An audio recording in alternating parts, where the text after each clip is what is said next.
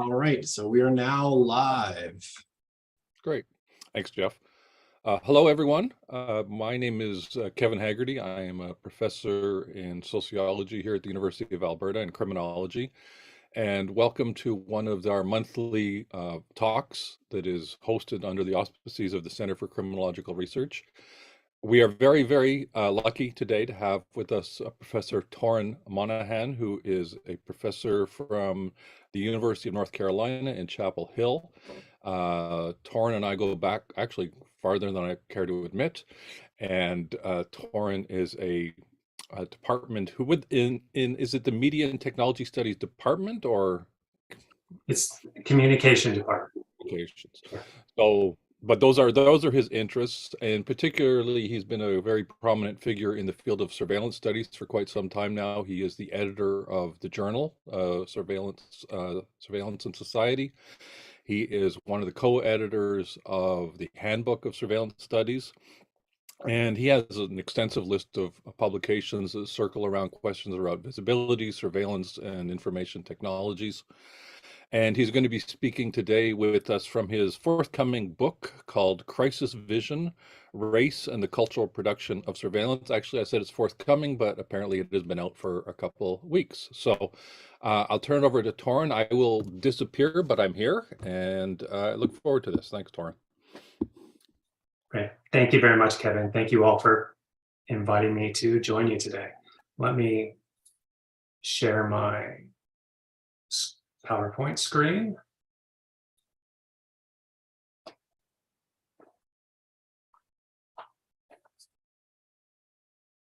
There we go.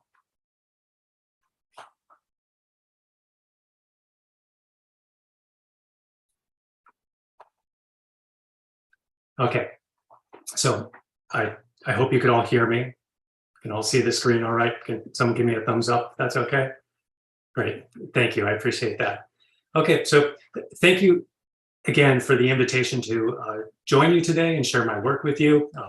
Recently published work that I'm also building upon, departing from, so it's always fruitful to have these kinds of opportunities. So I'm grateful for that. And I want to talk with you explicitly then about artistic responses to anti-Black police violence. This is somewhat at the direction of Kevin Haggerty to frame this material in a way that could be more legible or applicable for a critical criminological audience. Hopefully I do some of that and you could help me extend it further.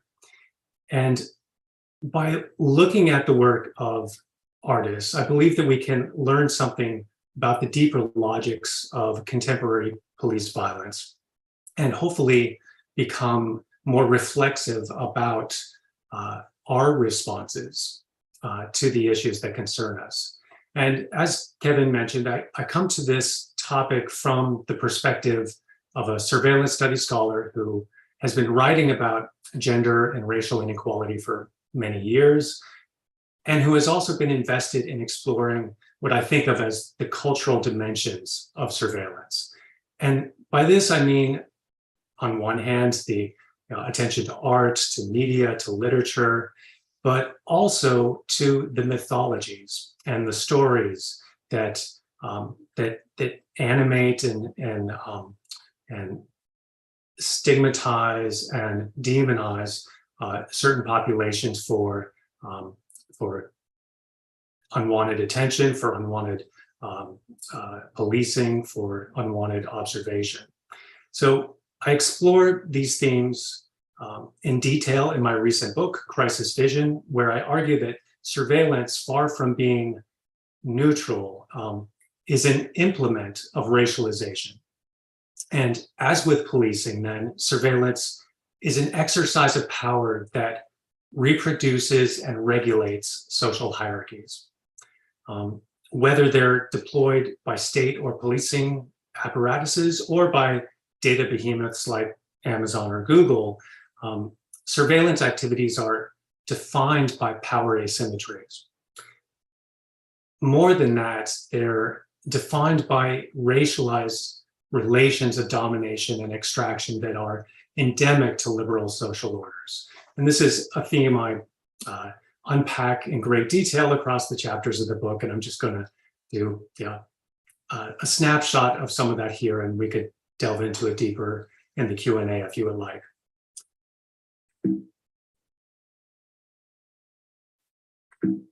And excuse me, just trying to advance the slides.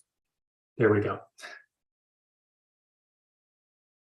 Okay, so the book sketches 5 different artistic frames, those of avoidance, transparency, complicity, violence, and disruption. And through the lens of these frames, we see nuances in how artists engage with or push back on, sometimes negotiate with these dominant racial formations. We also see, though, a difficulty in addressing structural racism and violence, especially if one is focused on overmuch on individual actors or on specific kinds of technologies. So for this project, I'm engaging with art as a way to generate perspectives on our collective constraints, not just the constraints of artists who I do write about, but to provide some insight into how do we tend to approach problems of racial violence and surveillance in society, and how can we do a better job of it? What are the limitations of the frames that we use? So these could apply just as readily to activists and to academics as they do to artists. And what I want to do today is draw upon a very small slice of this larger picture to focus on the frame of disruption. And by disruption, I mean the ways that anti-racist artworks can disrupt dominant signifying regimes that would position racial violence as historical and exceptional rather than as routine and foundational. And I argue that creative expression can undermine authorized forms of visibility, especially police visibility for this talk. And it does this by focusing on survival, focusing on resistance, focusing on community that could survive or flourish even in the face of those regimes. This work builds upon the work of Black Studies scholarship, lots of other material as well, sociological scholarship, but Black Studies scholarship that especially these theorists who are trying to seek out and explain the persistence of humanity, the importance of the persistence of humanity in the face of dehumanizing terror and abjection. So Christina Sharp has a wonderful concept of the wake that I draw upon for capturing or getting at what is the aftermath of slavery, in the wake of the slave vessel, things of like hyper-incarceration, police violence, poverty, these things that have stemmed from and carry on based upon those initial violences. The wake also represents the mourning of the dead, those who are lost in the system, and a celebration of their life. And finally, the wake connotes a kind of consciousness raising or awakening up to conditions of anti-Black violence and resistance to it. I add to this, or I don't do the adding so much, but I synthesize some of this with the concept of the flesh, developed by Horton Spillers and then taken up by Alexander Wihili and Amber Muser. And the flesh here is, there's a distinction between the body and the flesh, where where non-white bodies are presented as dehumanized objects for manipulation and possession, reduced to flesh, as it were, not full human subjects under a regime of white civilization.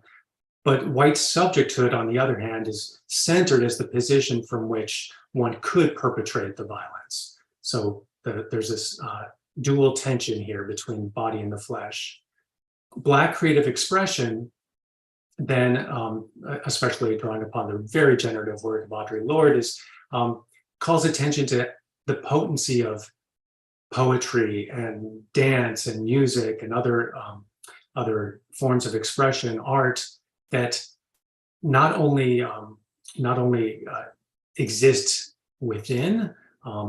It's not a kind of romanticization of expression in the face of terror, but instead it's also a way of inhabiting and rupturing what Saidiya Hartman calls the afterlife of slavery. So ways to build community outside or adjacent to these larger systems.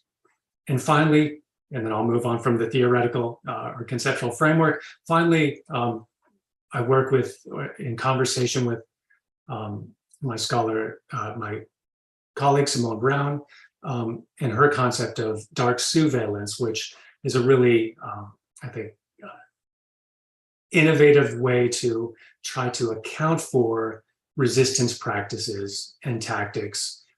As she puts it, these are strategies used by communities in the flight to freedom from slavery. And here she writes, those of you who have read Dark Matters, you know she writes about the forging of slave passes. She writes about efforts to pass as white, or sharing information about slave catchers, or in our milieu, about the police or about white nationalists. And these various forms of resistance that are interfering with a dominant regime of visibility. So artistic forms of creative disruption, building upon this, artistic forms of creative disruption offer a way of engaging with these themes and confronting the racist status quo. And I'll turn to a few examples now. The first piece I want to talk about is Dred Scott's museum installation, Blue Wall of Violence. And here you could see in the artwork that you have got the silhouettes of the police target practice silhouettes representing the Black bodies that were shot by police, with their arms extended, holding the objectionable items that were interpreted as being weapons. It could be keys, squeegee, cell phone, candy bar wrappers, as we know. Below them, you have this coffin, this wooden coffin with police batons poised above, and it's automated, so at periodic intervals, the batons strike the coffin and send out a really discordant sound throughout the noise throughout the museum space. Below that, you have the red sheet or tablecloth that is referencing the blood that has been spilled from these altercations. And in interpreting this work, one thing that comes to mind, and one thing I write about, is what anthropologist Charles Goodwin has called professional vision, or the training, the threat assessment trainings that police go through that are predisposed to see threats where none are, and also especially drawing upon sedimented cultural biases surrounding race, so that threat assessment gets fused with race in a way that precipitates these violent encounters. The response to this piece was interesting, as you might have anticipated, had elicited a backlash from the public, and especially from the police union, who called it cop bashing and called for the museum to be defunded. This was the Brooklyn Museum of Contemporary African Diaspora and Arts. The museum was not defunded based on this backlash, but what Scott, the artist, pushed back on, the way he resignified this critique, is to say that it's not the artwork that is so objectionable, but it's the police brutality and the murder that inform the artwork that the public really should be paying attention to. So I'll turn to one more example from Scott. It does a lot of powerful work. This one is a video installation called Stop. And for this installation, you have men of color from two different cities, from Brooklyn on one side and from Liverpool, England on the other. And they, the audience moves in between this video, these figures, and is, confronted by them, has to position themselves in relation to them. So it's it creates a tension or a discomfort because they don't look down, they don't look sideways, they're like directly staring ahead, with erect postures, and maybe they'll cross their arms, they'll put their thumbs in their jean pockets, but they stare back, like insisting on their presence here. And slowly they begin to intone how many times they've been stopped by the police. So they'll say, I've been stopped 60 or more times. I've been stopped by the cops 150 times, probably a little bit more. I've been stopped and searched more than 100 times, and so on. And then the audio pacing does some creative work here as well, because it starts out with these long, uncomfortable silences and slowly increases in tempo until the voices are overlapping each other and are discordant, are cacophonous. And then they peter out and they develop a cadence that's almost predictable, that's legible, that is signifying, for, in my interpretation, the legibility of routine police attention and violence, the normalization of it. With this work, I think especially because of the way the men are standing and insisting on their presence and their stories and their humanity, Scott is intentionally calling out these racist profiling practices of police and their strategies across different national and cultural contexts. And he challenges then this larger system of white supremacy through the voices of the men and their postures who are confidently asserting their presence for others. So I'll shift gears to a couple of works from the Black Lives Matter movement, or works that were taken up by the Black Lives Matter movement. This one's called the Mirror Casket Project. And it's a performance by community members who somberly carried this glass casket with a shattered lid down the streets of Ferguson, Missouri, enacting a funeral procession to the site of Michael Brown's killing in 2014. And the goal here, as stated by the artist, is to foster not only empathy, but a kind of recognition of complicity of those who are witnessing the violence, who are a part of the system of violence, so that they begin to not only see victims in a different light, but to see themselves in a different light.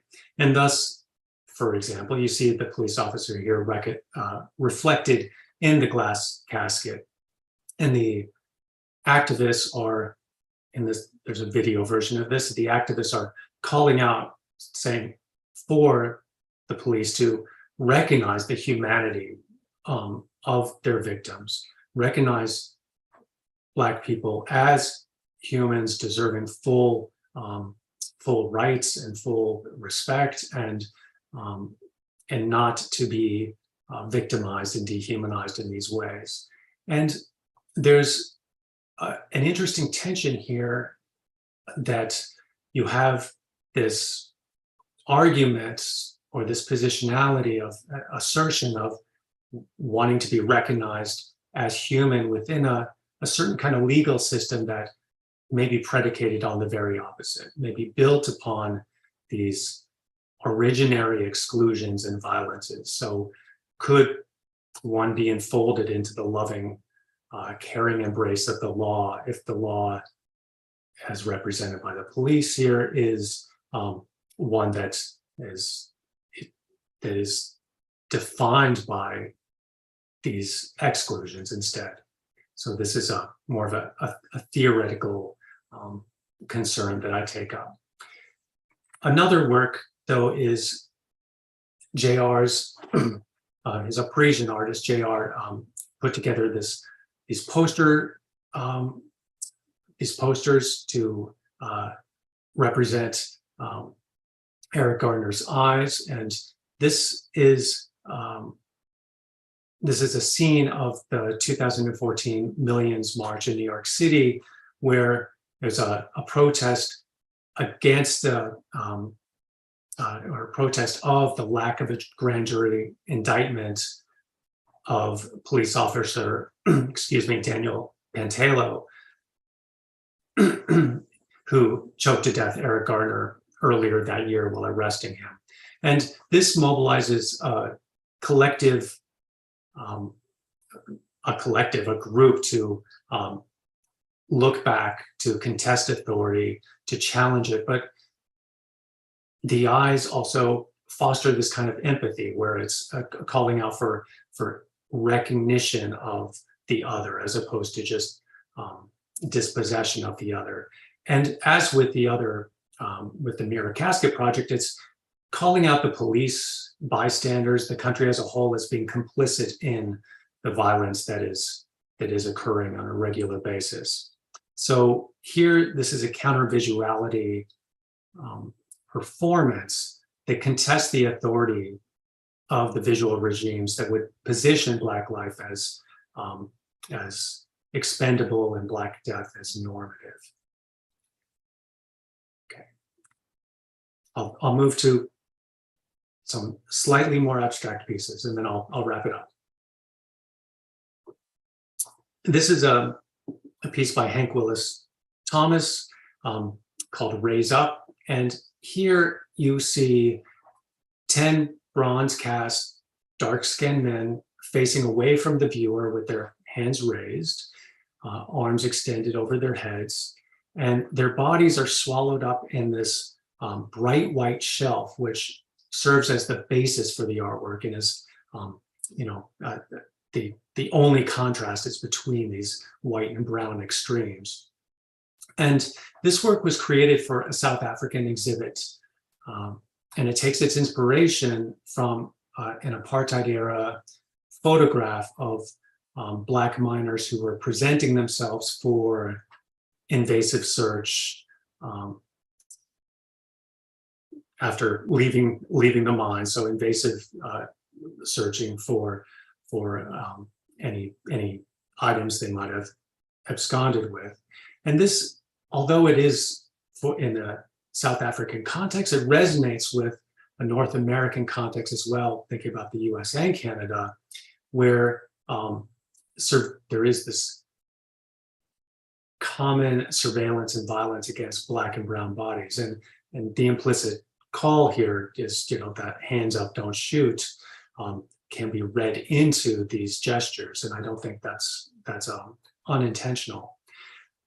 So from this perspective, the title of the piece, Raise Up, refers to the ever-present, if unspoken, police command, this injunction for submission or anticipatory submission.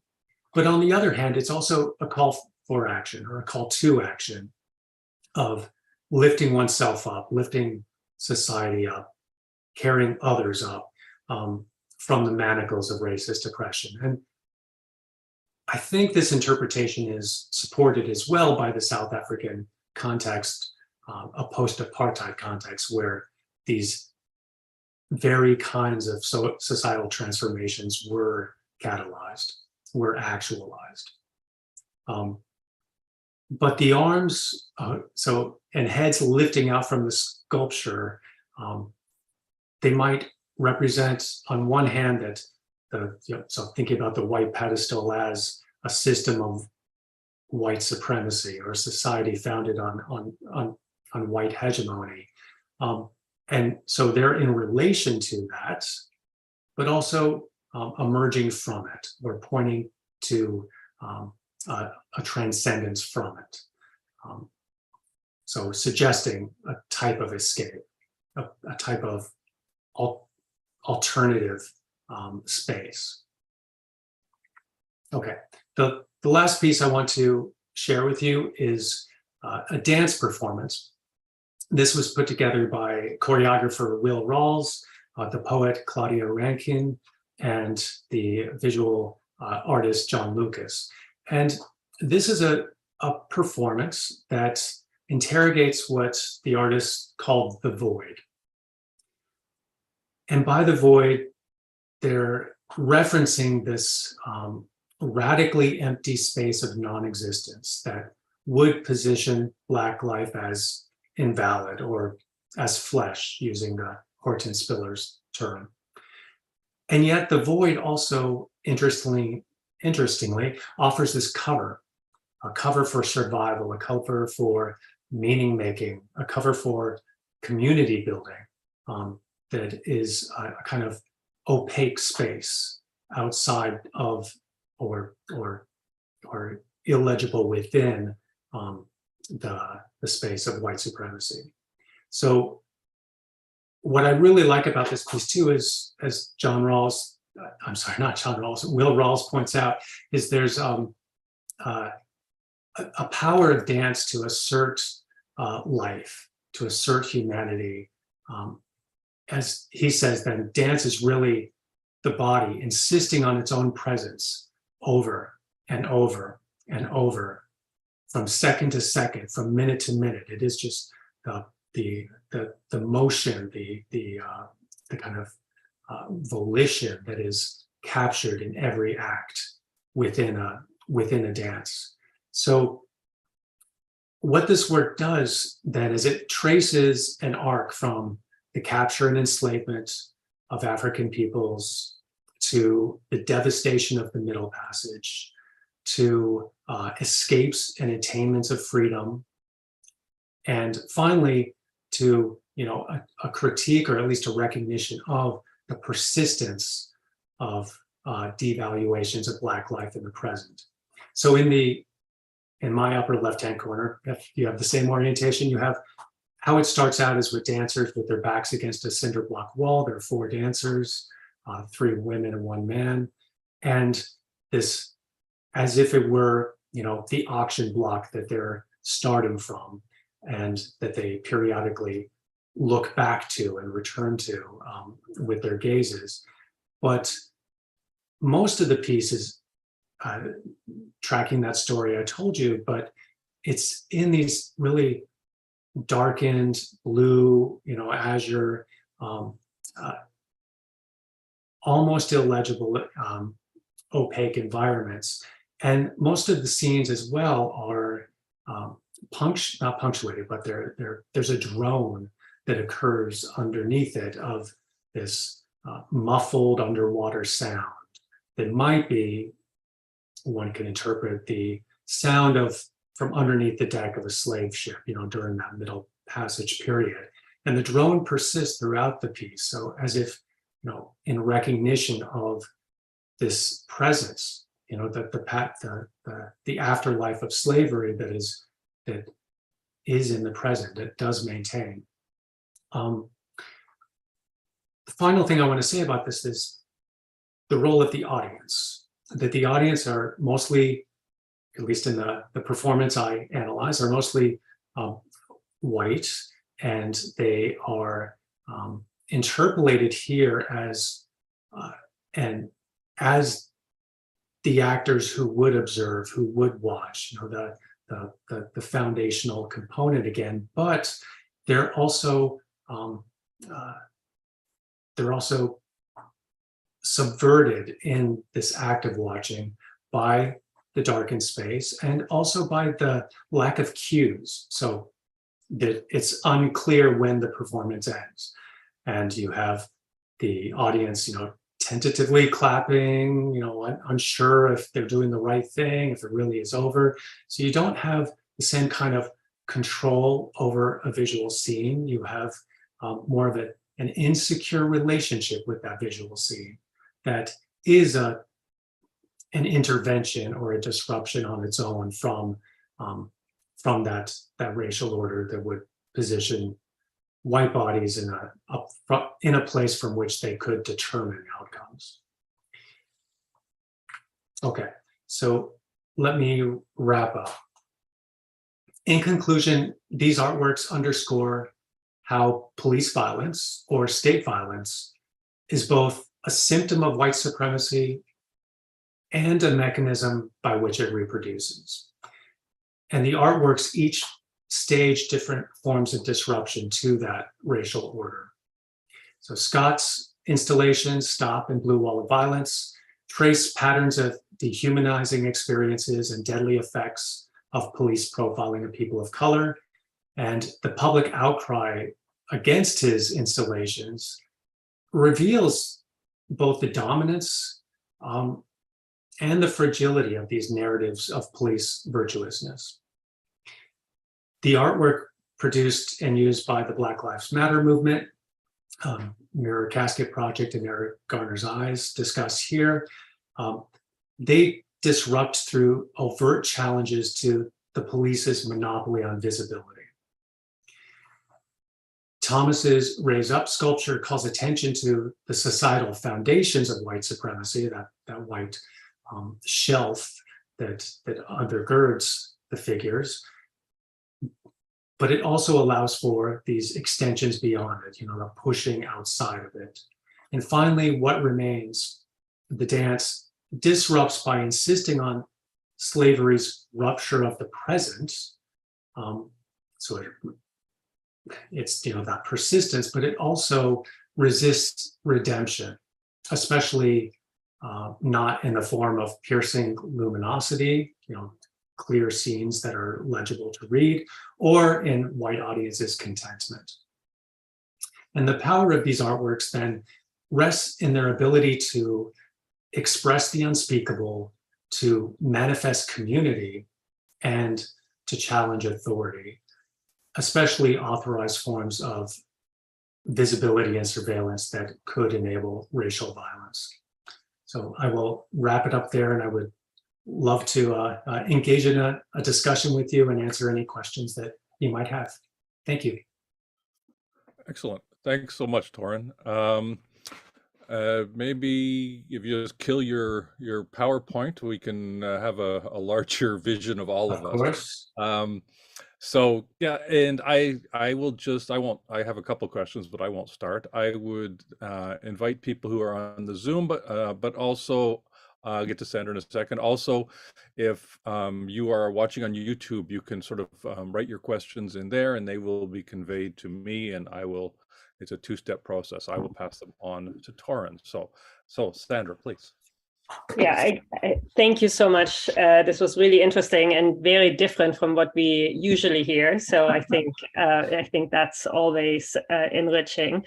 I'm just going to start us off as others are thinking about questions. So you just said something about the audience, and I wonder whether you can reflect a little more on whether there are different sort of political implications or challenges related to displaying these types of works in art galleries versus artistic displays on the streets, like with the reclaiming visibility work. So I guess what I'm asking is, in which ways are the different locations and the different audiences relevant? And I guess when we think about anti-Black violence, do you think that the street displays may have a wider reach, for example, whereas the art galleries may potentially only be reaching sort of like into a certain echo chamber of people who already sort of think along the same lines, etc.? If you can reflect on that, I'd be interested in hearing your opinion. Yeah, I agree with those observations. I think that's insightful. That you do have maybe different audiences, but different modes of intervention as well, where in a controlled environment or a controlled space like a museum gallery, it is true that maybe, not maybe, it is true that that is speaking to or addressing an audience of privilege by and large. And yet, you know, there are different modes, like how does a sculpture challenge you as opposed to how does a dance performance challenge you, or how does a street art performance challenge you? And what the museum space exhibits do, I think, is really push for a kind of discomfort, an unsettling of the viewer, to make sense of what is being depicted and to reflect on, maybe contemplate more one's position vis-a-vis what's being depicted. So I think the museum space maybe offers a more a leisurely environment within which to do that, but also you know, one that resists resolution. So it's, you know, to the extent that they can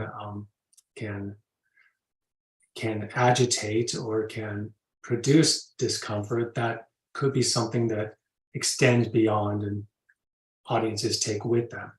Whereas I think the street art performances, at least in my reading, is they are collective forms of embodiments of solidarity and action and outrage. So they perform a community building function where the external audience maybe is less relevant than the people who are participating and are gaining something collectively from that participation. So I guess I'll leave it there. I'll say one more thing and then I'll leave it there, and that's that the difficulty of writing about these pieces is trying to figure out what kind of interpretive frame to use consistently across different kinds of artworks. And my emphasis has not been so much on the intentions of the artists and what they achieve to do and can we measure it, more of a social science questioning, but instead thinking through the representations, how they might push back on those attempts for resolution. So the artworks themselves, what kinds of instabilities do they have? What kinds of contradictions do they have? So more of a formalistic reading of what's depicted and how, as opposed to how audiences take it up necessarily, or what the artist intended. But that's my own interpretive choice of what I did prioritize here. Thank you. Thanks, Torin. Thank you. I have a question here from, it's Jeff Broussard. I'm not sure if it's Jeff or Jeff has summarized someone, but I will read it anyway. So it says, how would you see your work fitting in with social media trends where individuals show virtual support against these acts of violence through Facebook, Instagram posts such as the Black Square in support of Black Lives Matters? Yeah, good question. So I think I'm persuaded by the work of my colleague Armand Towns, who has written about Black media philosophy and about social media in these ways. And what his work calls attention to, that I find persuasive, is looking not so much as at the messages that might be contained in social media or in online spaces, but instead at the structures that undergird those messages. What are both the technological structures and the social structures? So I recognize, that social media spaces do afford a coming together, maybe similar or parallel in some respects to Black Lives Matter street art that I referenced. They are also largely, like we are here, contained within platforms or by platforms that have alternative interests and surveillances, and that also can be capitalized by or upon by the police, as we see with Amazon and other platform services. So I think while the social media spaces do afford a kind of processing and catalyzing and generating opposition, they're also susceptible to this form of capture and containment that one needs to stay cognizant of, and also to find ways to mediate or mitigate. Excellent. Thank you. There is another question, but before I ask the question, I'll just say Sarah Doro says thanks for clear and compelling talk. So, thank you. So, a question from L'Oreal. Thanks so much for your talk, Dr. Monahan. It seems to me that every piece of artistic work that you showed hits on an emotional, sometimes even visceral level. As you said, the power of these works is in their ability to express the ineffable. Can you speak more about the role of emotion in these works and how emotion may relate to resisting anti-Blackness? The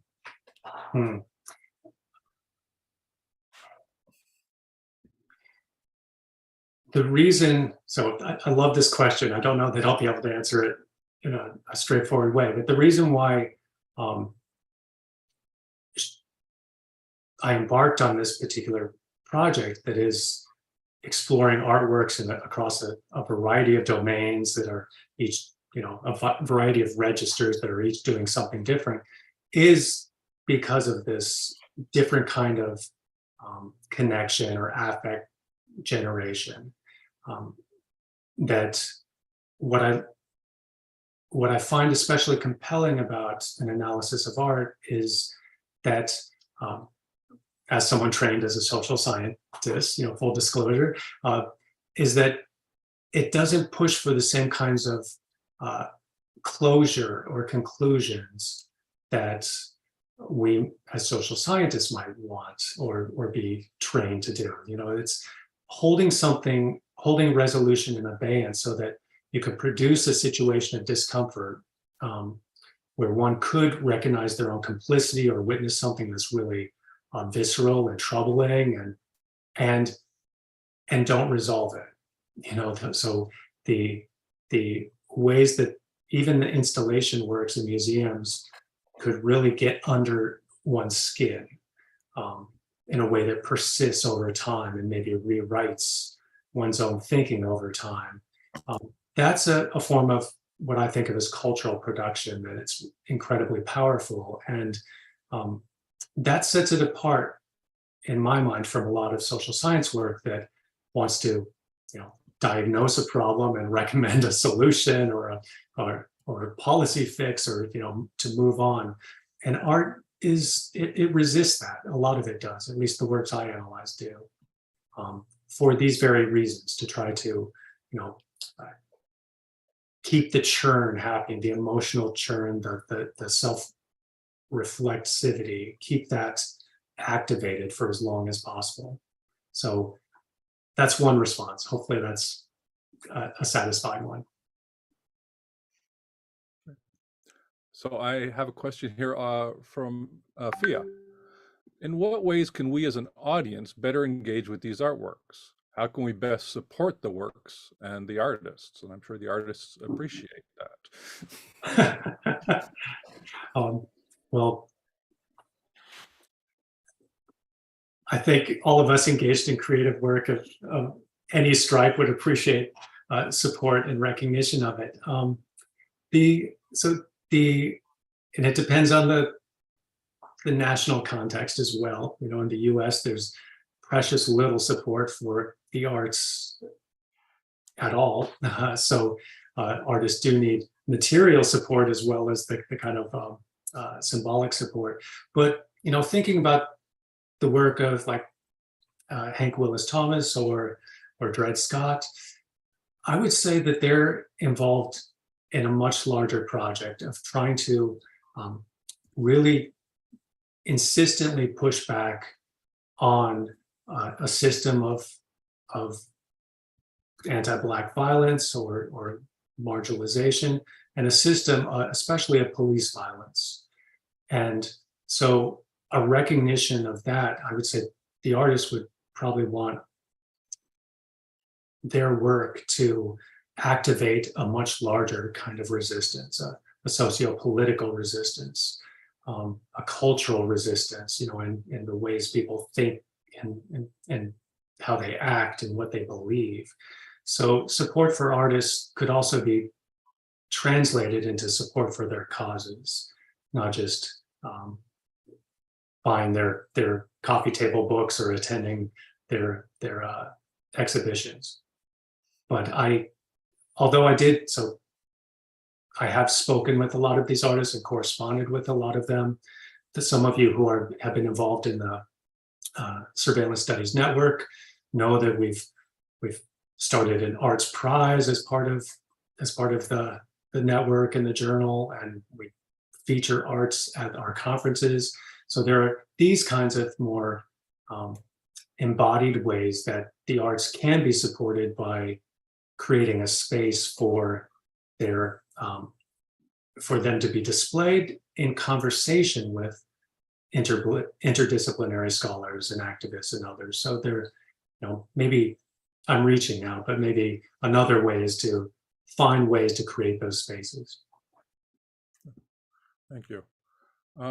I have a question. I don't see any more in the chat. Does anyone want to ask one before I jump in? No. Okay. So yeah, thanks, Torin. That was great. You mentioned I think it's Charles Goodwin's kind of famous piece on professional vision, which to me has always been quite convincing. And he talks about how it was that the police's understanding of what was happening in Rodney King, right? It wasn't read off the images. It had to be read into the images, etc. And I'm just wondering, maybe this connects with Sandra's original question about the audiences here. This is probably a research question and not a fair question, but how might different audiences be relating to these by race? I would imagine that for Black Americans, this would be an affirmation, where a lot of white Americans might be a pedagogical kind of exercise in lessons that maybe they don't want to learn. So I'm just curious about, how it's being read, and to the extent to which kind of the story exists beyond the actual artifact or image itself. Yeah, that's a tricky question, Kevin. I appreciate that. What's teaching in media studies in the Department of Communication, what's really fascinating and disturbing is to see how the extent to which people bring their own cultural biases, their own belief systems to the interpretive work of watching footage of a police killing of a Black man, or watching footage of any kind of altercation, watching footage of the attack on our nation's capital. That things that one might expect are obvious, objective, you could just interpret, it's so clear what has happened here. That it's not true, that people profoundly disagree about their interpretations, and that they bring their interpretive frames with them, which is one reason why, like in the larger book, I am trying to interrogate the different frames we use to talk about these problems, to see what are their constraints, what do they enable, what are their limitations, like to get a better handle on how our interpretive frames do shape what is possible, how meaning is made. But thinking about your point, Kevin, about how people might bring their own, might interpret acts completely differently. There's another concept that Hortense Spillers writes about, and that's the porno trope. Now, for her, and Alexander Wahili picks up on this too, and the porno trope then is a way to have, on one hand, a reduction of Black bodies to flesh that could be dehumanized, that could be exterminated without seemingly much remorse. And on the other hand, a porno trope, it positions these instances of Black violence against non-whites as an element of consumption for white spectators. So Wahili writes about the presentation of titillating scenes of Black death as entertainment for white audiences.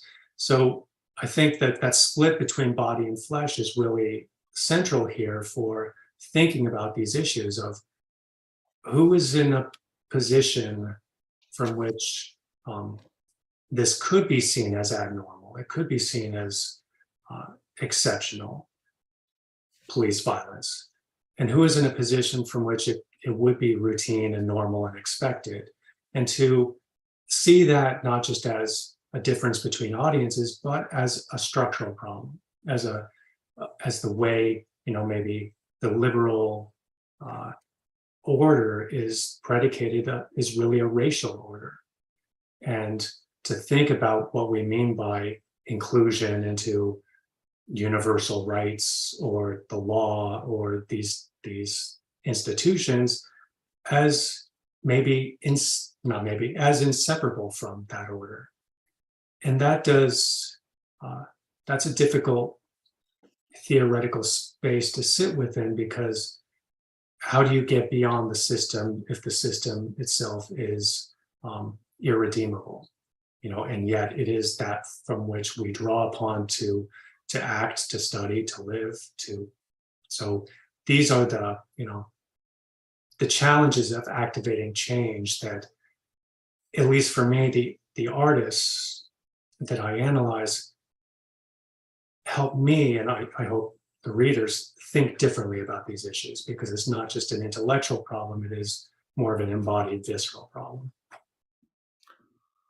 Excellent. Thanks for that. I'm just looking at the time, and this is usually when we would wrap up. So I don't see any other questions, so the timing is kind of perfect. So I would like to, everyone can give a virtual thank you to Torin for his talk. And again, as Sandra said, this was different, but fascinating. And I would remind everyone of the title of Torin's new book is Crisis Vision or Visions? Crisis Vision, Race and the Cultural Production of Surveillance. Great. And this is out now, and I encourage everyone to go out and get their copy. But thanks, Torin, and I appreciate it very much. Thank you all. Thank you for the excellent questions too, and getting me thinking further about the material. It was a pleasure to share it with you. Cheers.